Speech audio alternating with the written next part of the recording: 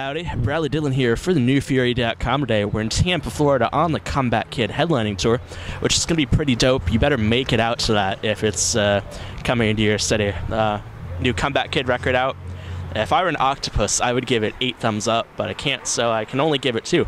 Anyway, we're here with a new friend of mine, actually playing on the tour. Why don't you introduce yourself, what instrument you play, and what band you're in? I'm Nate. I sing in Xibalba, and yeah. I actually just got done seeing you guys. Great set, by the way. And I wanted to know, who are some vocalists that really influence either your stage presence or vocal style, or both? That's hard because I've been going to shows for so long and seen so many vocalists I like. But I think off the top of my head, like my friend Walter, he sings in Rotting Out. He's like so intense on stage, so that he's fucking cool. And Andrew from Comeback Kid, like watching him do that and like Figure 4 Days is awesome. I like, Jacob Banning and Converge is like, that dude has so much energy, so it's pretty crazy. Like even standing on stage and doing it for half an hour, I'm dead. So for people that, singers like vocalists like that could go on forever and just have so much energy, it's insane. Those are a few. You mentioned Jacob Bannon and Converge, and that's one of my personal favorite bands. I've been a huge fan of them forever. Our camera person here, Trevor, is too. So hi, Trevor. Hi, how you doing? So what's your favorite Converge record? Do you have one that really sticks out to you? Jane Doe. Jane Doe. Good choice. You really can't go wrong with that record. It's a little bit of mixture, like old and new. It's like the perfect transition point for that band. Personally, for me, I guess. So, obviously you're on tour with Comeback Kid, and that has to be a huge deal for you. A lot of the newer hardcore and metal bands and stuff are really indebted to, Turn It Around, Wake the Dead. How has this tour been going for you guys? What have the crowds been like? Crowds have been awesome. Everywhere we played, it's always been like good reaction. Like every band on this tour is good friends, and Comeback Kid just kills it every night. So overall, it's been awesome. I'm pretty stoked on this tour. I was actually looking at some of the lyrics last night, and I don't know if you're the primary songwriter in your band or Yeah. Oh, okay.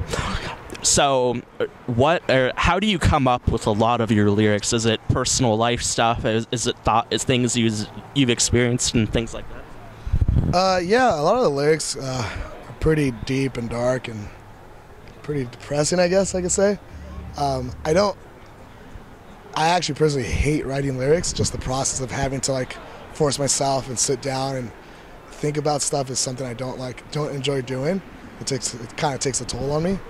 But I tend to write lyrics whenever it kind of just hits me, and I'll just write it down on my phone, write it down, and then when it comes time to record, I take these thoughts and actually put it into lyrical format, So a lot of it's pretty personal. It's pretty hard for me to put it on paper, and for people to read it, it's kind of nerve-wracking, but at the same time, I don't know what else to do or say besides say my thoughts and my feelings, I know one of the songs you guys played in there was, I think it was called Suicide Note, and my first thought was, we've all been there. We've all wondered what it's like to die and wonder what kind of legacy you're going to leave. Where did that song come from for you? That's because I can imagine you were probably in a really dark place when you wrote that. Yeah. Suicide Note was a suicide note. That's exactly what it is.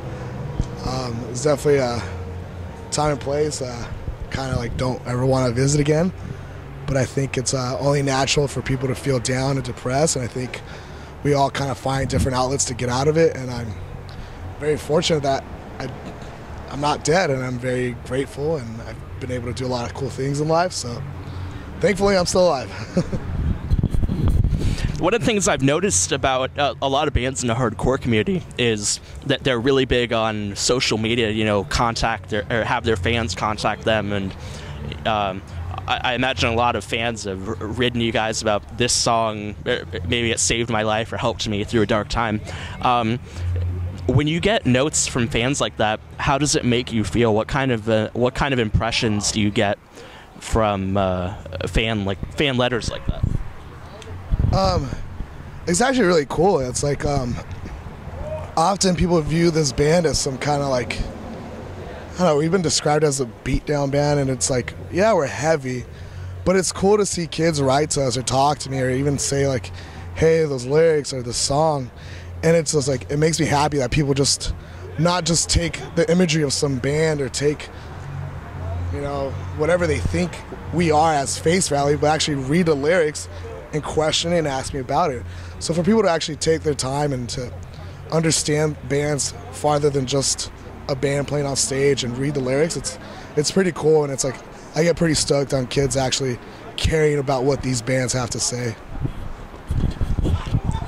Okay, so, you know, obviously we're in 2014, and shit, it's only March. There's been a ton of good records this year.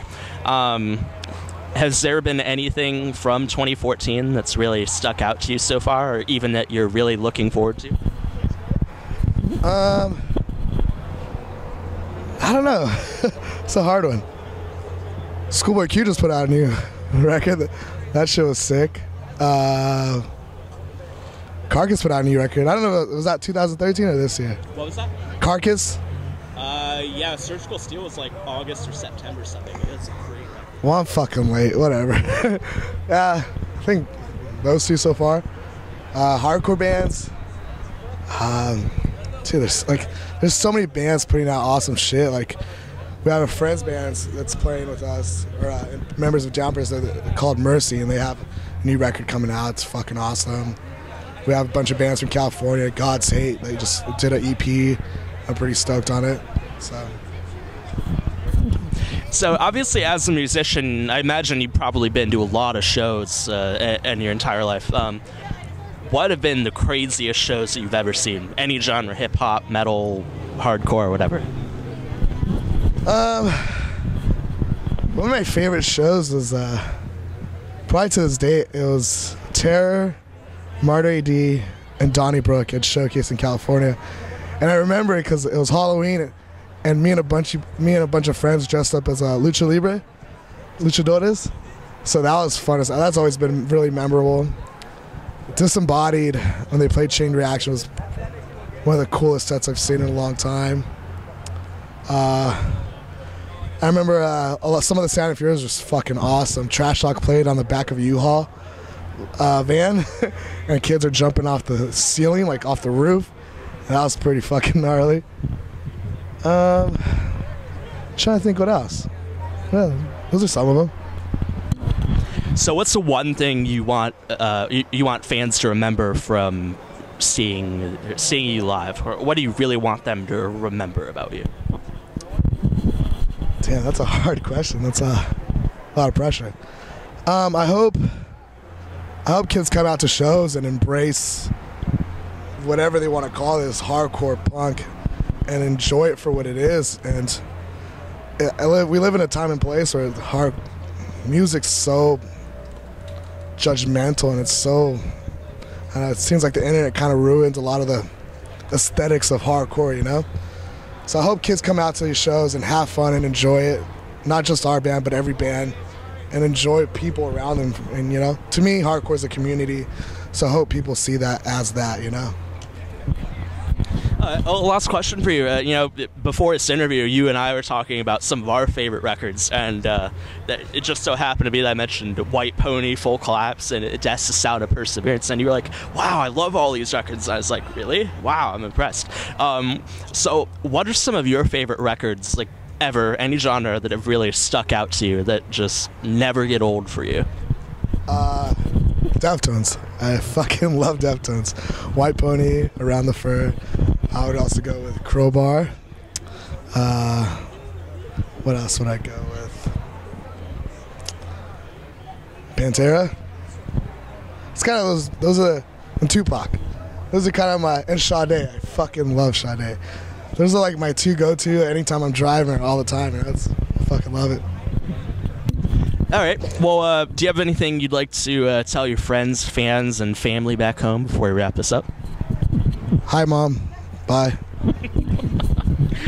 All right. Well, thanks for doing this interview today. It was good getting to know you.